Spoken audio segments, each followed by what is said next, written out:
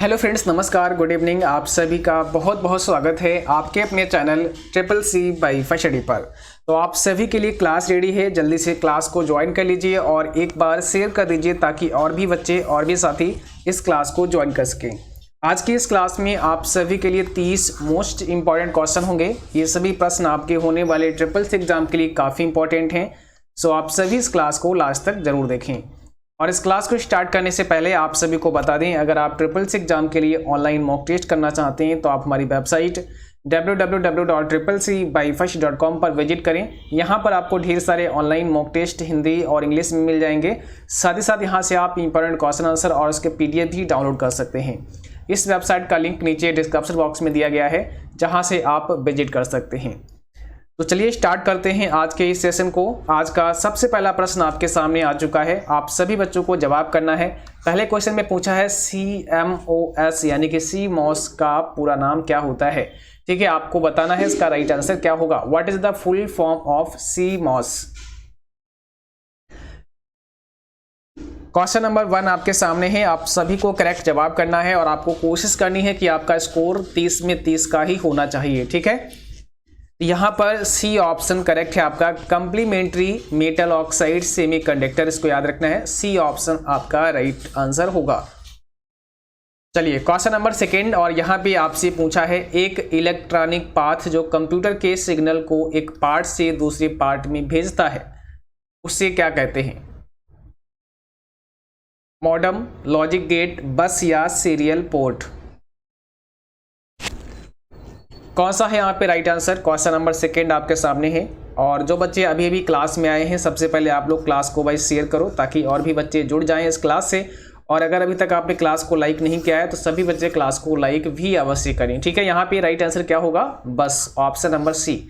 एक electronic path जो computer के सिग्नल को एक पार्ट से दूसरे पार्ट में भेजता है, यानी कि जो सिग्नल है वो ट्रेवल करता है बस के माध्यम से। ऑप्शन सी आपका राइट आंसर है। ठीक है, क्वेश्चन देखिए अगला पूछा क्या है आपसे, निम्न में BIOS किस प्रकार की स्टोरेज डिवाइस है। BIOS किस प्रकार की स्टोरेज डिवाइस है। Which of the following type BIOS is a storage device.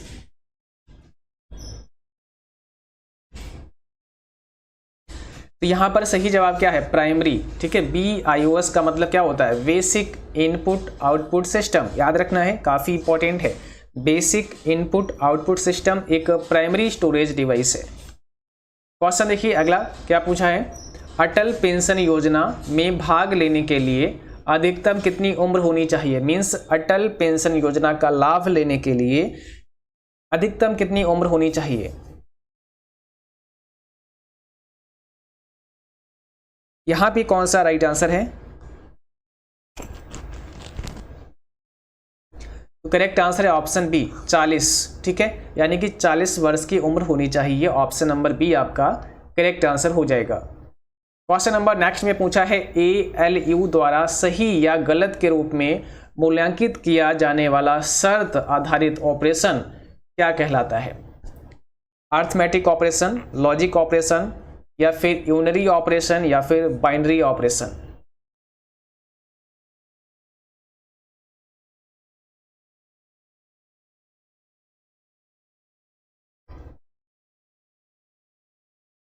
तो यहां पर क्या होगा, लॉजिक ऑपरेशन, ऑप्शन बी। देखिए ALU अर्थमेटिक लॉजिक यूनिट द्वारा सही या गलत के रूप में मूल्यांकित किया जाने वाला शर्त आधारित ऑपरेशन क्या कहलाता है, लॉजिक ऑपरेशन कहलाता है। ऑप्शन नंबर बी यहाँ पे राइट आंसर होगा। ठीक है, क्वेश्चन देखिए अगला क्या पूछा है, यहाँ पर आपको बताना है, निम्न में से कौन सा कंप्यूटर सिस्टम की कार्यात्मक इकाइयों को नियंत्रित करने के लिए विभिन्न नियंत्रण संकेतों को उत्पन्न करता है।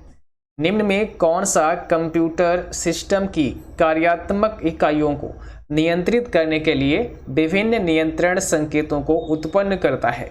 काफी इंपॉर्टेंट क्वेश्चन है आप सभी बच्चों के लिए। तो राइट आंसर करना है। क्वेश्चन नंबर 6 है आपके सामने, क्या होगा राइट आंसर।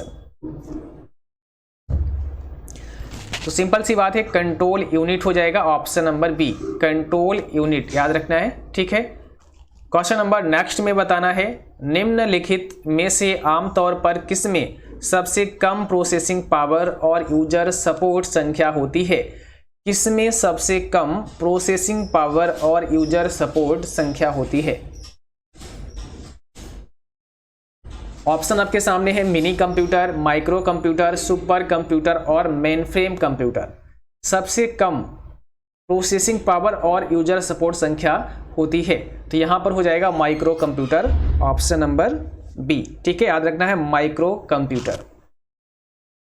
अगला क्वेश्चन आपको बताना है और यहां पे पूछा है फर्स्ट जनरेशन प्रोसेसिंग लैंग्वेज में प्रयुक्त होता था। फर्स्ट जनरेशन प्रोसेसिंग लैंग्वेज में इसका इस्तेमाल होता था। क्या उस समय असेंबलर यूज होता था, या कंपाइलर यूज होता था, या इंटरप्रेटर यूज होता था, या फिर नो ट्रांसलेटर, कोई भी ट्रांसलेटर यूज नहीं होता था? ये पूछा है पहली जनरेशन में, फर्स्ट जनरेशन में। आपको आंसर करना है, इसका राइट आंसर क्या होगा?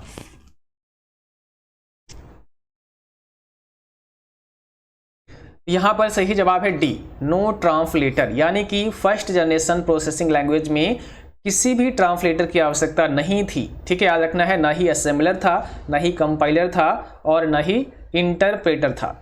ठीक है, तो वहां पर सीधे मशीन लैंग्वेज में कोड लिखना होता था। यानी कि जो कंप्यूटर की लैंग्वेज है, जैसे कंप्यूटर आसानी से समझता है, वो क्या है? मशीन लैंग्वेज है। तो मशीन लैंग्वेज में ही कोड लिखना होता था, वहां पर कोई भी ट्रांसलेटर यूज नहीं होता था। तो यहां पर राइट आंसर हो जाएगा नो ट्रांसलेटर, डी ऑप्शन आपका करेक्ट आंसर हो जाएगा। अगला क्वेश्चन देखिए, क्वेश्चन नंबर 9 में क्या पूछा है? निम्न में से किसी कंप्यूटर को स्वचालित करने और उसकी गतिविधियों को नियंत्रित करने के लिए डिजाइन किया गया है? किसे कंप्यूटर को स्वचालित करने और उसकी गतिविधियों को नियंत्रित करने के लिए डिजाइन किया गया है? यूटिलिटी सॉफ्टवेयर का, सिस्टम सॉफ्टवेयर का, फर्मवेयर या फ्रीवेयर?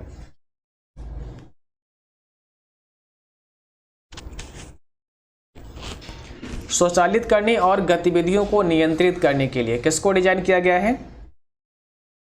सिस्टम सॉफ्टवेयर, है ना, ऑप्शन बी। फिर आपका राइट आंसर यहां पे होगा सिस्टम सॉफ्टवेयर का, याद रखना है, ऑप्शन नंबर बी हो जाएगा करेक्ट जवाब। अगला क्वेश्चन देखिए, ऑपरेटिंग सिस्टम एक है जो कंप्यूटर के संपूर्ण कार्यों का प्रबंधन करता है। यानी कि ऑपरेटिंग सिस्टम एक डैश यहां पे लगा हुआ है, जो कंप्यूटर के संपूर्ण कार्यों का प्रबंधन करता है। क्या हो सकता है राइट आंसर? तो आप बोल सकते हैं ऑपरेटिंग सिस्टम एक एक सिस्टम सॉफ्टवेयर है। तो यहां पर बी ऑप्शन हो जाएगा, है ना। ऑपरेटिंग सिस्टम एक सिस्टम सॉफ्टवेयर है जो कंप्यूटर के संपूर्ण कार्यों का प्रबंधन करता है। तो राइट आंसर क्या होगा? सिस्टम सॉफ्टवेयर, इसको याद रखना है। ठीक है, क्वेश्चन नंबर देखिए, अगला क्या पूछा है? यूनिक्स ऑपरेटिंग सिस्टम के अधिकांश भाग डैश प्रोग्रामिंग भाषा में लिखे गए हैं। यूनिक्स ऑपरेटिंग सिस्टम के अधिकांश भाग डैश प्रोग्रामिंग भाषा में लिखे गए हैं। पास्कल, सी, फोर्ट्रान या जावा, किस भाषा में लिखे गए हैं यूनिक्स ऑपरेटिंग सिस्टम के अधिकांश भाग? कौन सा है यहाँ पे राइट आंसर, आपको बताना है जल्दी से। तो याद रखना है सी में। ठीक है, यहाँ पर सही जवाब है सी, ऑप्शन नंबर बी आपका राइट है। ठीक है, क्वेश्चन नंबर देखिए अगला, डेस्कटॉप फिर डैश आमतौर पर अधिक उपयोग किए जाने वाले प्रोग्राम्स, फोल्डर्स और फाइल्स तक पहुंच प्रदान करता है। डेस्कटॉप के बाद में क्या आएगा ये आपको बताना है। ऑप्शन में देखिए आइकन दिया है, बैकग्राउंड कलर, टास्क बार और प्रॉपर्टीज। अब आपको बताना है इसमें कौन सा है करेक्ट जवाब, बताइए। क्वेश्चन नंबर 12 आपके सामने है, इसमें से कौन सा राइट आंसर होगा? तो सही जवाब है आइकन, यानी कि डेस्कटॉप आइकन। जो डेस्कटॉप के ऊपर आइकन होते हैं ना, तो डेस्कटॉप आइकन आमतौर पर अधिक उपयोग किए जाने वाले प्रोग्राम्स या फिर फोल्डर्स या फिर फाइल्स तक पहुंच प्रदान करते हैं। ठीक है, तो आइकन यहाँ पे करेक्ट आंसर होगा। जब डेस्कटॉप वाले आइकन पर क्लिक करोगे तभी तो आप किसी फाइल, किसी फोल्डर या किसी प्रोग्राम को ओपन कर पाओगे। तो पहला ऑप्शन यहाँ पे राइट है आपका आइकन। क्वेश्चन नंबर देखिए 13 में क्या पूछा है? यहाँ पे पूछा है डैश को सॉफ्टवेयर या हार्डवेयर इंस्टॉल करने, यूजर बनाने और सिस्टम सेटिंग को बदलने का विशेषाधिकार होता है, किसके पास होता है? डैश को सॉफ्टवेयर या हार्डवेयर इंस्टॉल करने, यूजर बनाने और सिस्टम सेटिंग को बदलने का विशेषाधिकार होता है। गेस्ट यूजर के पास होता है, एडमिनिस्ट्रेटर के पास होता है, सामान्य यूजर के पास होता है, गेस्ट या फिर सामान्य दोनों यूजर के पास होता है। बताइए कौन सा है राइट आंसर। तो यहाँ पर हो जाएगा बी, एडमिनिस्ट्रेटर के पास ये अधिकार होता है। क्वेश्चन नंबर देखिए 14 में क्या पूछा है आपसे, विंडोज में जब आप एक नया फोल्डर बनाते हैं तो डिफ़ॉल्ट रूप से इसमें डैश सब फोल्डर्स होंगे। यानी कि अगर आप विंडोज़ में कोई एक नया फोल्डर क्रिएट करते हैं, कोई एक नया फोल्डर बनाते हैं, तो बाय डिफ़ॉल्ट इसके अंदर कितने सब फोल्डर होते हैं, 0, 1, 2 या 3। बताइए कौन सा है यहाँ पे राइट आंसर। जब आप कोई नया फोल्डर क्रिएट करते हैं उसके अंदर यानी कि उसमें सब फोल्डर की संख्या 0 होती है, यानी कि कोई भी उसमें सब फोल्डर नहीं होता है। तो ऑप्शन पहला है यहाँ पर 0। क्वेश्चन नंबर नेक्स्ट पूछा है आपसे, निम्नलिखित में से किस एप्लीकेशन सॉफ्टवेयर का उपयोग डॉक्यूमेंट्स को कंपोज, एडिट, फॉर्मेट और प्रिंट करने के लिए किया जाता है। इसमें से किस एप्लीकेशन का प्रयोग डॉक्यूमेंट को कंपोज, एडिट, फॉर्मेट और प्रिंट करने के लिए होता है। बताइए यहाँ पे कौन सा आपका राइट आंसर है। तो सही जवाब है वर्ड प्रोसेसिंग। वर्ड प्रोसेसर जो होता है इसका इस्तेमाल डॉक्यूमेंट को कंपोज करने के लिए, एडिट करने के लिए, फॉर्मेट, प्रिंट करने के लिए किया जाता है। वर्ड प्रोसेसर जैसे कि आप सभी पढ़ रहे हैं, है ना, लिब्रे ऑफिस राइटर। तो लिब्रे ऑफिस राइटर क्या है, एक वर्ड प्रोसेसर प्रोग्राम है। इसी प्रकार से एमएस वर्ड क्या है, एक वर्ड प्रोसेसर प्रोग्राम है। ठीक है, अगला क्वेश्चन देखिए आपके सामने है और यहाँ पर पूछा है, आर्कुट एक डैश वेबसाइट थी। आर्कुट एक वेबसाइट थी, कैसी, social networking, micro blogging, portal या सर्च इंजन।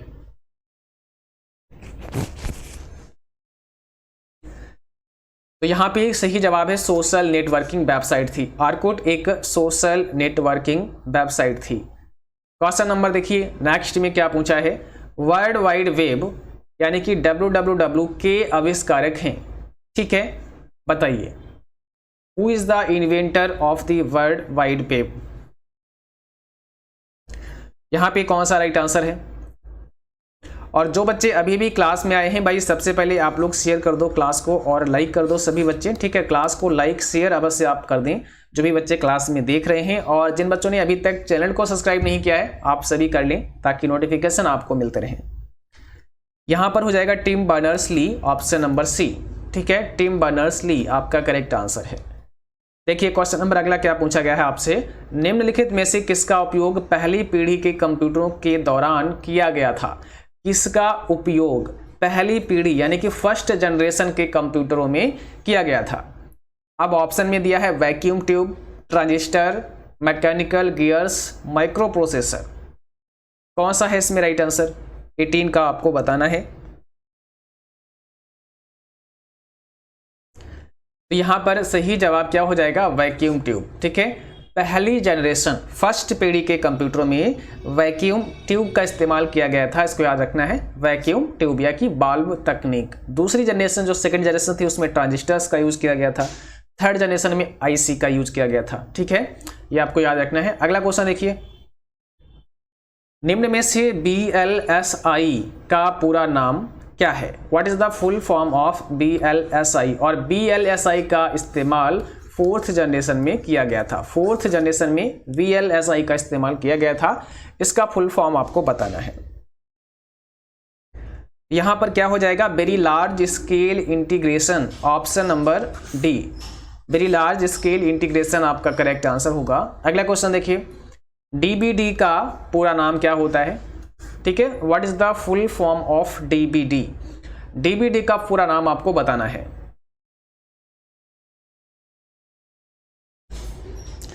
तो यहां पर क्या हो जाएगा, डिजिटल वर्सेटाइल डिस्क, ऑप्शन पहला ही करेक्ट होगा यहाँ पे, डिजिटल वर्सेटाइल डिस्क या फिर डिजिटल वीडियो डिस्क, दोनों में से कोई भी दिया है तो आप करेक्ट कर सकते हैं, डिजिटल वीडियो डिस्क या फिर डिजिटल वर्सेटाइल डिस्क। यहाँ पे वर्सेटाइल दिया है तो आप इसे करेक्ट कर सकते हैं। क्वेश्चन नंबर नेक्स्ट में देखिए क्या पूछा है, एक इम्पैक्ट प्रिंटर निम्नलिखित में से किसका उपयोग करके अक्षरों को प्रिंट करता है। एक इम्पैक्ट प्रिंटर किसका उपयोग करके अक्षरों को प्रिंट करता है। एक स्याही स्प्रे, विद्युत आवेशित स्याही, एक स्याही पेन, एक स्याही रिबन और प्रिंट हेड। एक इम्पैक्ट प्रिंटर कैसे प्रिंट करता है? एक स्याही रिबन और print head. Option number D यहाँ पे करेक्ट है। अगला क्वेश्चन, एसएसओ का पूरा नाम क्या होता है? काफी इंपॉर्टेंट क्वेश्चन है, आप सभी को याद रखना है। एसएसओ का फुल फॉर्म क्या होता है? 22 में आपको बताना है।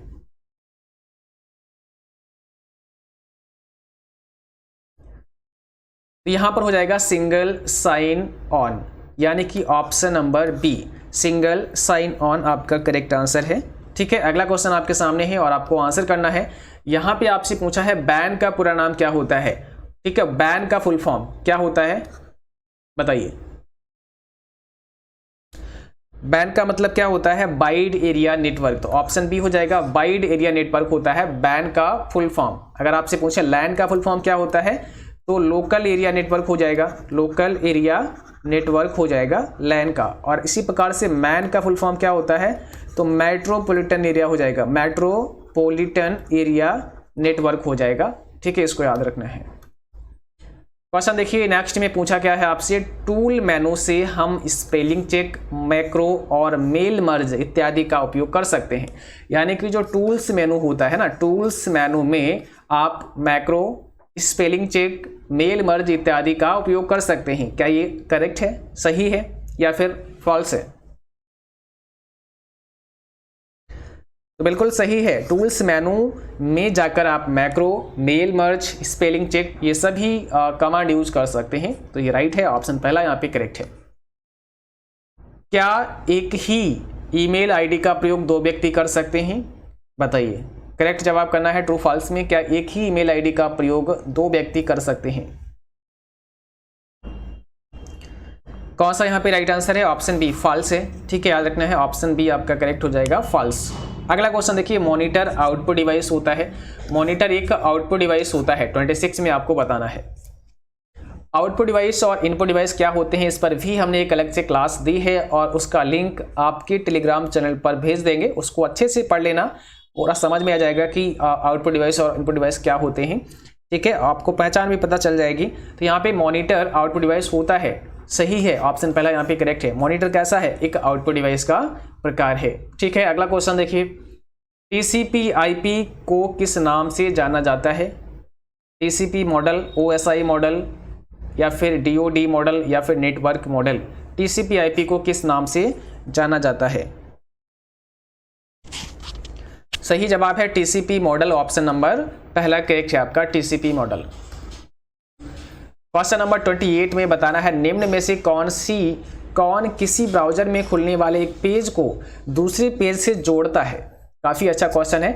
निम्न में कौन किसी ब्राउजर में खुलने वाले एक पेज को दूसरे पेज से जोड़ता है? HTTP, हाइपरलिंक आईपी या TCP आईपी? यहां पे आपका सही जवाब आपको बताना है, राइट आंसर क्या होगा? हाइपरलिंक हो जाएगा। ठीक है, ऑप्शन नंबर बी, हाइपरलिंक यहाँ पे आपका राइट आंसर हो जाएगा, इसको याद रखना है। अगला क्वेश्चन देखिए क्या पूछा है, इंटरनेट पर हमारे द्वारा सर्च या पोस्ट आदि की प्रतिलिपियों को हमारे कंप्यूटर में स्टोर करता है कौन? कुकी, URL, चैट लॉग या HTTP? डैश इंटरनेट पर हमारे द्वारा सर्च या पोस्ट आदि की प्रतिलिपियों को हमारे कंप्यूटर में स्टोर करता है। ठीक है, अब आपको राइट आंसर करना है, इसमें कौन सा होगा सही जवाब? सही जवाब है ऑप्शन पहला, कुकी। ठीक है, याद रखना है, कुकी आपका राइट आंसर होगा। और आज की क्लास बस यहीं तक थी। उम्मीद है कि आप सभी को क्लास पसंद आई होगी। और आज की इस क्लास को स्पॉन्सर किया था CCCexamguru.com ने।